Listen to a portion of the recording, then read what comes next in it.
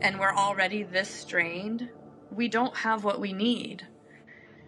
I don't really care if I get in trouble for speaking to the media.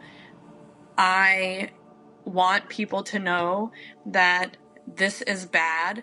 People are dying. We don't have the tools that we need in the emergency department and in the hospital to take care of them. And it's really hard.